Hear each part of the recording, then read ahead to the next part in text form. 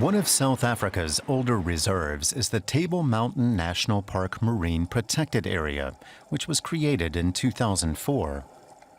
Since then, once threatened species of fish and other marine life have been able to regenerate and thrive. The area covers 1,000 square kilometers. It includes a few exclusion zones, but the rest is a mix of marine environments where people are allowed to catch fish as long as they apply for permits.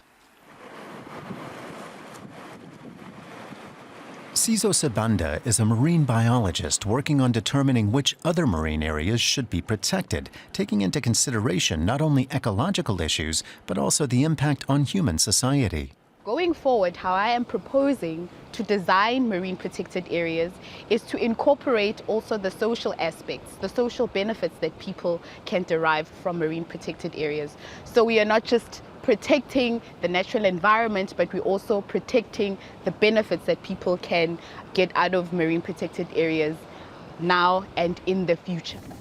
Some fishing communities are unhappy about the new reserves. They say a ban on harvesting ocean resources threatens their traditional livelihoods. Whether or not that will prove to be the case, there might be interesting alternatives. Archaeological sites have been discovered on land, for example, in Table Mountain National Park, that date back thousands of years. Sizo says they could become part of protected land and coastal marine areas and could attract plenty of visitors. I found that some communities didn't realize that there was tourism potential in their area and that they could switch from harvesting to something like tourism, taking people out, teaching people about their area, using their indigenous knowledge, which people are so hungry for. Tourists want to know what the locals know. And locals sometimes didn't realize that that was an asset, that their knowledge was an asset. Several of the new protected areas are far out to sea, but the one at Simonstown is in coastal waters.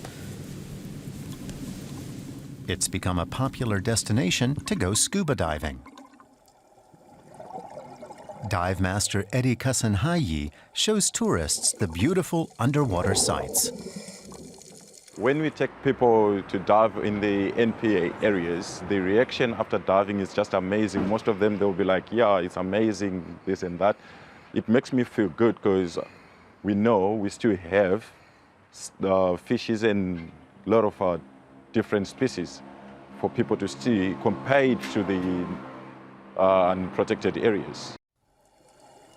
So it's not only ecologists who are keen to see protected areas extended. More and more people are coming to realize the environmental and economic benefits. At the University of Cape Town, Sizo puts together data on marine biodiversity and coastal sites of interest. She also models the social impact of potential new MPAs. We think conservation has to be on the one side, people on the other side. But we are part of a system. And so if we are able to do that, I think we will be successful in expanding the marine protected area network and ensuring that it is representative of all our ecosystem types.